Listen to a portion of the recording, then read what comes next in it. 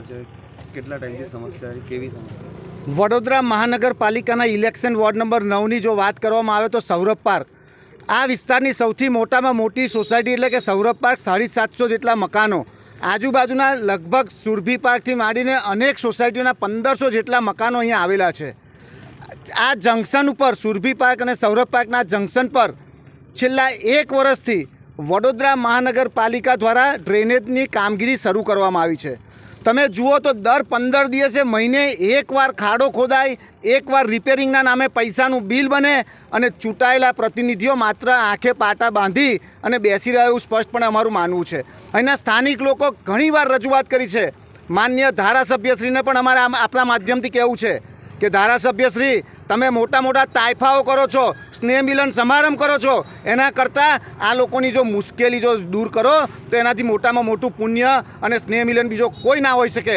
પરંતુ માત્ર ને માત્ર ખાલી તાઇફા અને વાયદાઓ કરીને જતું રહેવાનું. ચૂંટણી આવે ત્યારે આ પરિસ્થિતિ એટલી બધી વિકટ છે કે અહીંના લોકોને જીવન જીવવું મુશ્કેલ પડી રહ્યું છે. આ એક જ મુખ્ય માર્ગ છે સૌરભ પાર્કમાં જવાનો, સુરભી પાર્કમાં જવાનો અને અનેક સોસાયટીઓનો. પરંતુ આ સોસાયટી પર અત્યારે એવી છે કે કોઈ જો એમ્બ્યુલન્સ આવે કે કોઈ ફાયર થાય તો પણ ખૂબ મુશ્કેલીનો સામનો કરવો પડે એવી પરિસ્થિતિનું નિર્માણ થયું છે. મારું નામ છે ડીસી પટેલ અને આ સુભાનપુરા સૌરભ પાર્ક એટલે મુખ્ય વિસ્તાર છે સુભાનપુરાનો. અને સૌરભ પાર્કની પાછળ બી ઘણી મોટી સોસાયટીઓ આવેલી છે.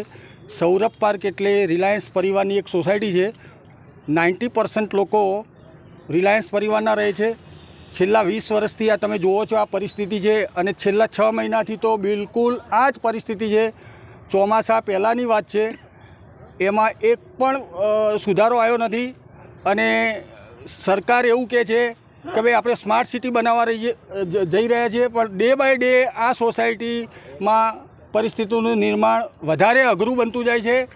અને અમે લોકો એટલી બધી હાલાકી ભોગવી રહ્યા છીએ કે અહીંથી સમતા 4 રસ્તાથી સૌરભ પાર્કનો મુખ્ય રસ્તો છે, પરમેનન્ટ કોઈ સોલ્યુશન નથી.